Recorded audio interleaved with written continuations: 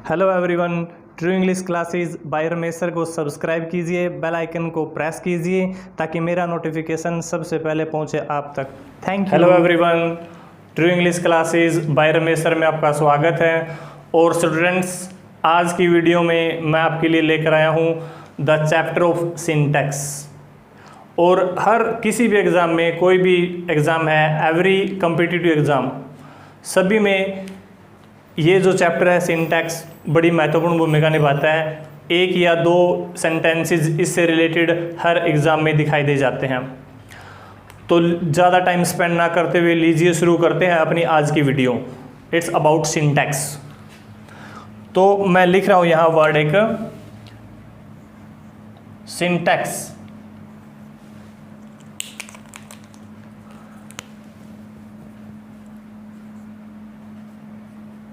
It's about syntax. इस word के बारे में हो सकता है ज़्यादा बच्चों को ना पता हो, लेकिन इसका जो दूसरा नाम है वो एक पॉपुलर नाम है, सब्जेक्ट वर्ब एग्रीमेंट। दूसरा नाम है इसका सब्जेक्ट वर्ब एग्रीमेंट। तो सिंटैक्स को हम सब्जेक्ट वर्ब एग्रीमेंट भी कहते हैं। और हर एग्जाम में, मैंने पहले भी बताया, हर एग्जाम में इसमें से एक या दो सेंटेंसेस जरूर आते हैं। तो अब क्वेश्चन अराइजेस, प्रश्न उठता है, व्हाट इज सिंटैक्स, है क्या ये? तो डेफिनेशन है सिंटैक्स की, it is an art, it is an art, ये कला है।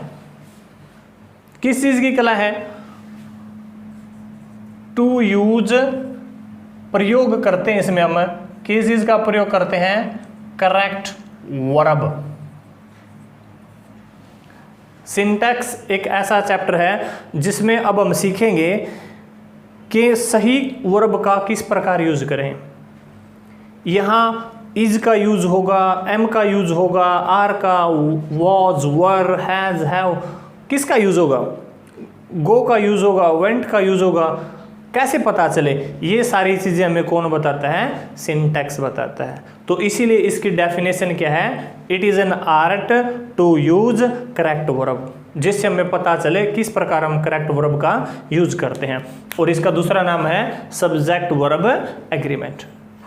तो इस वीडियो में हम रूल्स की बात करेंगे और उन रूल की सहायता से जो सिंटैक्स से रिलेटेड है, हम किसी भी वर्ब को आसानी से फील कर सकते हैं, बता सकते हैं राइट वर्ब के बारे में। तो लीजिए शुरू करते हैं। फर्स्ट रूल, जो पहला रूल हमें बताता है, पहला रूल ये है, यदि सब्जेक्ट, यदि हमारा जो सब्जेक्ट है, if subject is singular, if subject is singular, यदि सब्जेक्ट सिंगुलर है, then verb is also singular. तो वर्ब भी क्या होगी? वर्ब भी सिंगुलर होगी, हमने ध्यान रखना है। If subject is plural, verb will be plural. है क्या ये? मैं आपको समझाता हूं एक बार। यदि हमारा सब्जेक्ट है राम, श्याम, सीता, गीता, जो भी, यदि वो सिंगुलर है, एक है, तो वर्ब भी हम वो यूज करेंगे जो एक के लिए यूज होती है, जो एक है। यदि सब्जेक्ट हमारा प्लूरल है, ज्यादा में है, एक से ज्यादा में है, तो हम वर्ब भी वो लेकर आएंगे जो प्लूरल में है। किस प्रकार? एग्जाम्पल हम देखते हैं। मैंने यहां लिखा राधा, राधा लिख दिया, राधा डैश कमिंग टुडे, ये सेंटेंस मैंने लिखा। और हमें इसमें यूज करना है इज, एम, आर में से एक हमने सेलेक्ट करना है।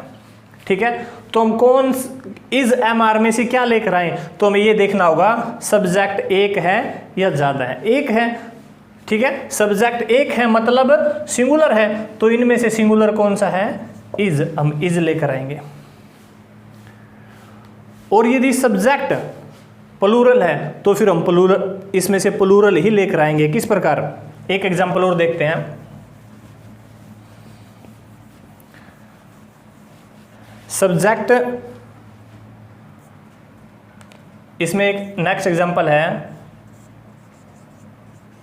They dash done, they dash done their work.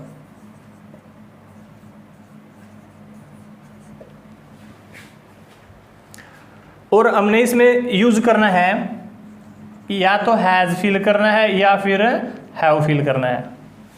तो अब क्या फिल करें इसमें हम, तो हमने पहले सब्जेक्ट देखना है। सब्जेक्ट प्लूरल में है तो वर्ब भी, या जो हेल्पिंग वर्ब है वो भी प्लूरल होगी। तो प्लूरल के साथ में किसका यूज करते हैं, हैव का। तो ये अपना फर्स्ट रूल है। यानी दोबारा फिर मैं बता रहा हूँ स्टूडेंट्स, यदि सब्जेक्ट ज़्यादा में है तो वर्ब भी वो लेकर आएंगे जो ज़्यादा में है। यदि सब्जेक्ट एक है तो वर्ब भी वो लेकर आएंगे जो एक है। ये अपना फर्स्ट रूल है। और इन फर्स्ट रूल के माध्यम से ही कोई भी कॉम्पिटिटिव एग्जाम है उसमें हम आसानी से वर्ब को फिल कर सकते हैं। तो इसके बारे में कुछ और चीज़ें भी आपको बताना चाहता हूँ मैं इस रूल से रिलेटेड।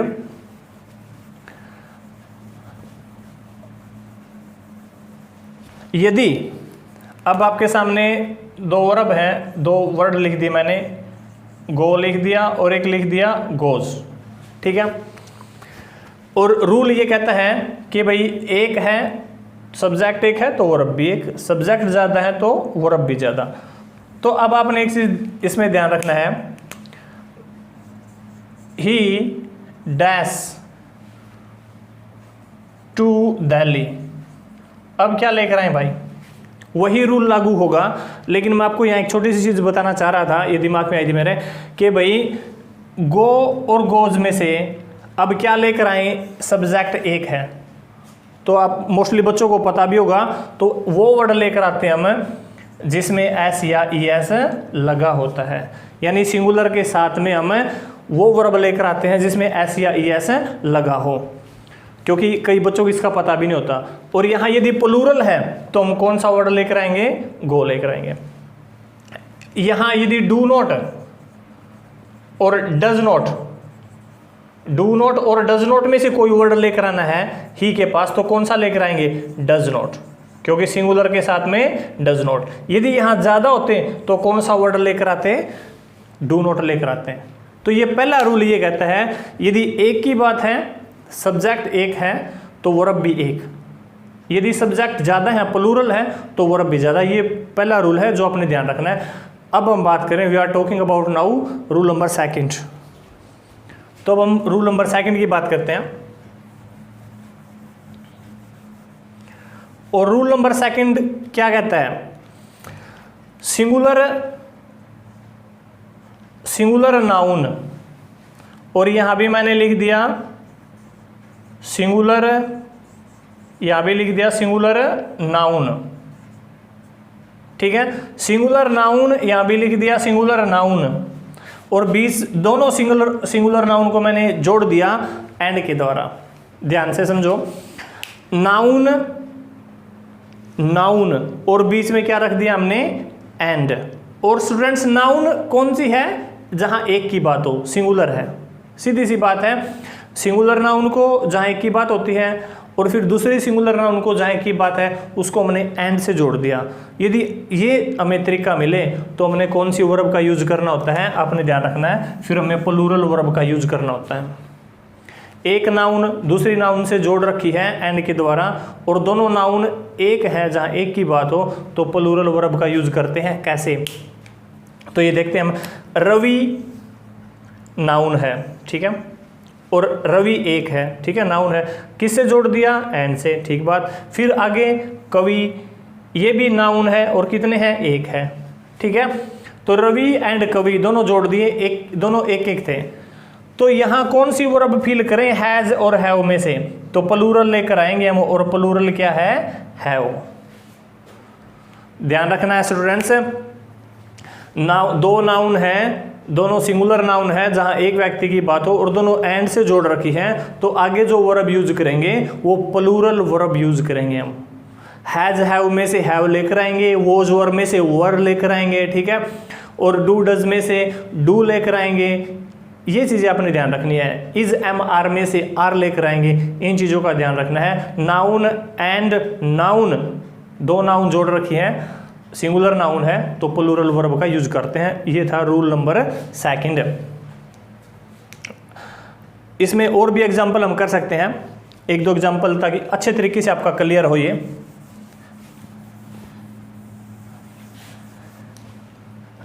यहां मैं लिखता हूं राम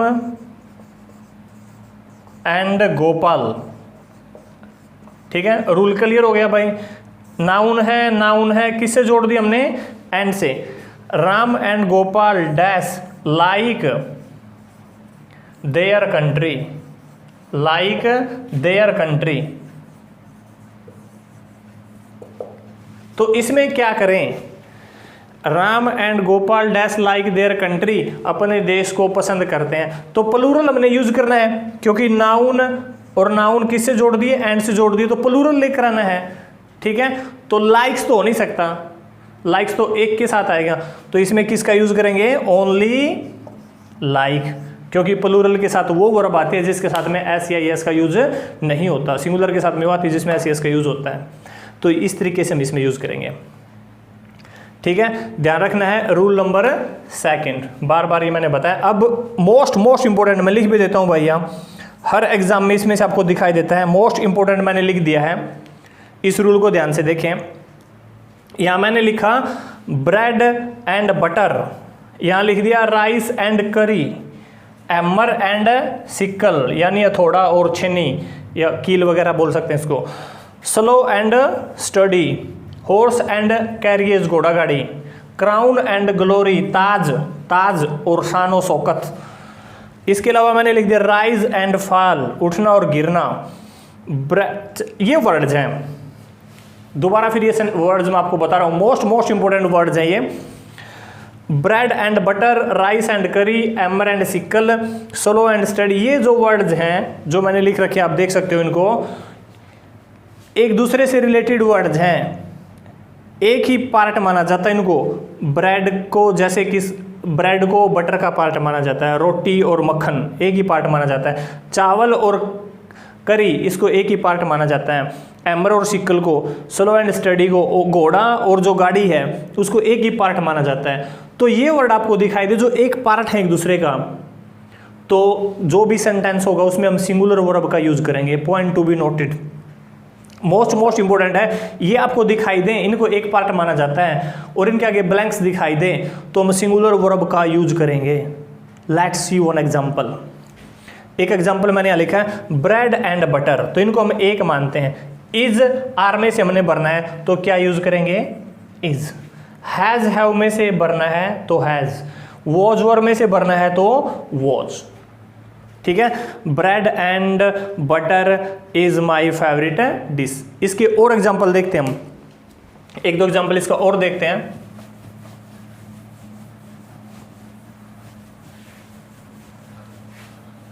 नेक्स्ट इसका जो एग्जांपल मैं लिखने जा रहा हूं, आपने सुना भी होगा स्लो एंड स्टेडी, ठीक है। और यहां मैंने लिख दिया win the race, slow and study win the race. तो बताओ इसमें बच्चों क्या फील करें? क्योंकि इनको एक ही पार्ट माना जाता है और एक पार्ट माना जाता है तो वर्ब कौन सी फील करते हैं? सिंगुलर, ठीक है। अब विन, विन फर्स्ट फॉर्म है, लेकिन विन कहाँ यूज होगी? प्लूरल के साथ में। सिंगुलर के साथ में वो वर्ब यूज होते हैं जिसके साथ में एस या एस लगा होता है, तो यहां किसका यूज होगा? Wins. Slow and study wins the race, ठीक है। नेक्स्ट इसमें एग्जांपल मैं आपको दे रहा हूं, राइस एंड करी dash my favourite dish, my favourite dish, ठीक है। यहां इज एम आर में से हमने फिल करना है, इज एम आर, इनमें से हमने फिल करना है तो हम इसमें आर का यूज नहीं कर सकते, एम का यूज नहीं कर सकते, क्योंकि इसको हम क्या मानते हैं, राइस एंड करी को क्या मानते हैं, सिंगुलर मानते हैं, एक ही पार्ट मानते हैं एक दूसरे का। तो हम किसका यूज करेंगे यहाँ, इज। राइस एंड करी इज माई फेवरेट डिश। तो ये रूल नंबर 3 था। मोस्ट इंपॉर्टेंट रूल है स्टूडेंट्स, ये हर एग्जाम में इसमें से पूछा जाता है। लीजिए अब हम बात करते हैं रूल नंबर 4। फोर्थ क्या कहता है, एक बार ध्यान से देखिए रूल नंबर 4 को। मैंने यहाँ लिख दिया सिंगुलर नाउन, एंड सिन को जोड़ दिया, फिर सिंगुलर नाउन, और मैंने आगे लिख दिया सिंगुलर। रूल नंबर 2 ध्यान से देखो एक बार स्टूडेंट्स। रूल नंबर 2 मैंने कहा था सिंगुलर नाउन एंड से जोड़ दी जाए दूसरी सिंगुलर नाउन से जाए ऐसे ही, तो उसको हम प्लूरल मानते हैं। यहाँ मैंने सिंगुलर लिख दिया, ठीक है। तो इसमें इस रूल में थोड़ा सा और ऐड कर रहा हूँ मैं। Singular noun and singular noun तो सिंगुलर प्लूरल होते हैं, लेकिन ये रूल क्या कहता है, इस रूल में मैं लिख रहा हूँ यदि इसके आगे आर्टिकल है, इसके आगे आर्टिकल है और इसके आगे क्या है, आर्टिकल है और पोजेसिव एडजेक्टिव है। ध्यान से देखें,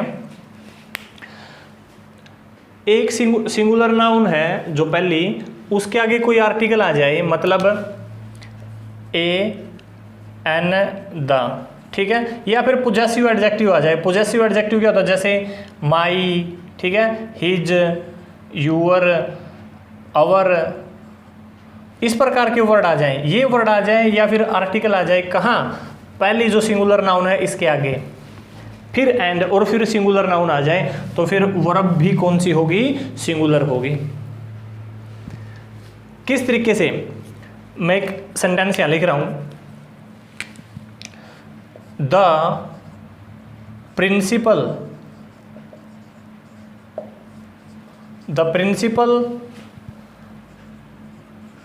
एंड टीचर,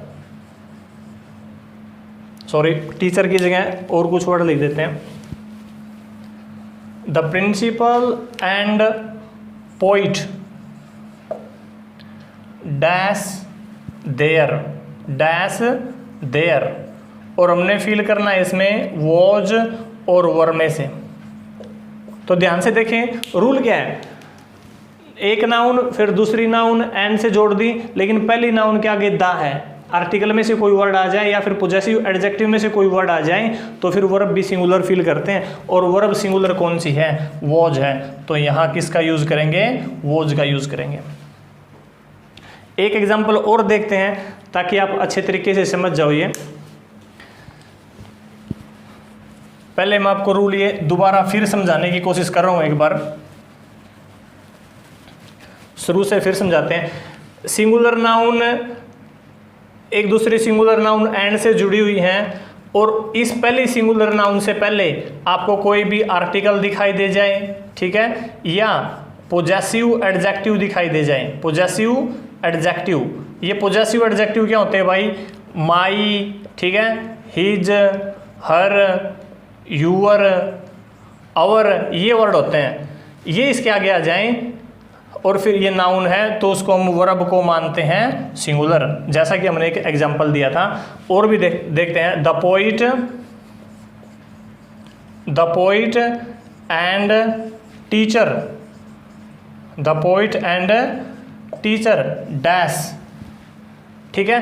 तो देखो एंड से जुड़े हुए हैं, नाउन है, ये भी नाउन है, लेकिन इसके आगे आर्टिकल है, तो यहाँ जो भी वर्ब यूज करेंगे वो सिंगुलर होगी। मान लिया इज एमआर में से हमने कुछ फील करना है, तो कौन सा वर्ड होगा, इज। क्यों ऐसा क्यों होता है, इसका मतलब ये है द पोइट एंड टीचर वो एक ही बंदा है। जो पहला एग्जाम्पल दिया था प्रिंसिपल और पोइट वो एक ही बंदा है, ये आपने ध्यान रखना है। दो नाउन एंड से जुड़ी हुई है और पहली नाउन के आगे ए एंड द और ये माई ये वर्ड यूज हो जाएं, तो फिर हम यहाँ वर्ब सिंगुलर मानते हैं। बार बार समझा रहा हूँ मैं। नेक्स्ट, ये रूल आपको यदि समझ में आ गया तो ये भी आ जाएगा। इसमें डिफरेंस क्या है, इसमें तो एक वर्ब के आगे थी ये, यदि दोनों के आगे आ जाएं, इसमें भी आ जाए, इसमें भी आर्टिकल और जो पोजेसिव एडजेक्टिव है इस यहाँ भी आ जाए, ठीक है, इसके आगे भी आ जाए आर्टिकल और पोजेसिव एडजेक्टिव दोनों में आ जाए तो फिर प्लूरल मानते हैं। आसान है, एक में आ जाए तो सिंगुलर मानते हैं, दोनों में आ जाए तो फिर प्लूरल मानते हैं, यानी फिर उनको अलग अलग मानते हैं। कैसे? इसमें लिखा था हमने द पोइट एंड, इसमें सिर्फ आगे टीचर लिखा था, लेकिन यहाँ मैं लिख देता हूँ द टीचर। ठीक है, इसमें दोनों में, इसमें भी आ गया और इसमें भी। इसका मतलब ये अलग बंदा है, ये अलग बंदा है। ठीक है, तो इस MR में से हमने कुछ फिल करना है तो स्टूडेंट्स फिर किसका यूज करेंगे? आर का फिल करेंगे, क्योंकि अब दोनों के आगे आर्टिकल आए हैं तो इनको अलग अलग माना जाएगा। और इंपॉर्टेंट रूल है ये, पूछे जाते हैं एग्जाम्स में, ध्यान रखना है। सेकंड रूल था, एक नाउन दूसरी नाउन से जोड़ दी एंड से, उसको हम प्लूरल मानेंगे। ठीक है, और यदि एक के आगे, पहली के आगे आर्टिकल या फिर पोजेसिव एडजेक्टिव आता है तो उसको भी सिंगुलर माना जाता है। यदि दोनों के आगे ही पोजेसिव एडजेक्टिव या कोई आर्टिकल आ जाए और एंड से जुड़ी हुई है तो फिर इसको प्लूरल माना जाता है। ये आपने ध्यान रखना है। और मैंने यहाँ जो रूल नंबर 6 है उसमें कुछ इंपोर्टेंट वर्ड लिखे हैं, जैसे ईच पेन, ईच बॉय, ठीक है, each of, either of, neither of, ये वर्ड आपको कहीं भी दिखाई दे जाएं, ईच या ईच ऑफ, आइदर, नाइदर, ये वर्ड दिखाई दे जाएं तो वर्ब हमेशा सिंगुलर होती है, तो वर्ब हमेशा सिंगुलर होती है। एग्जाम्पल ये वर्ड आपने याद रख लेने हैं, जैसे ईच ऑफ देम, ठीक है, रोबर, और वाज वर्ड में से हमने भरना है तो ईच वर्ड है तो each of them was robber. Neither of you, no हमने भरना है तो यू को हम ज्यादा मानते हैं, नो का नो। ठीक है, यू के साथ, सॉरी, तो इसमें किसका यूज होगा? Either of you knows English, ये ध्यान रखना है, either of you knows English. तो ये कुछ रूल्स हैं जो आपने याद रखने हैं, और इसको मैंने नाम दिया है पार्ट 1। पार्ट 1 इंपॉर्टेंट चैप्टर है ये, कल मैं इसका पार्ट 2 लेकर आऊँगा। तो स्टूडेंट्स इस चैप्टर को बड़े ध्यान से समझना है, ठीक है, और अगली जो वीडियो है पार्ट 2 उस तक इंतजार करते रहना है। और यदि वीडियोज़ पसंद आ रही है तो स्टूडेंट्स सब्सक्राइब जरूर कीजिएगा, बेल आइकन को प्रेस भी कीजिएगा।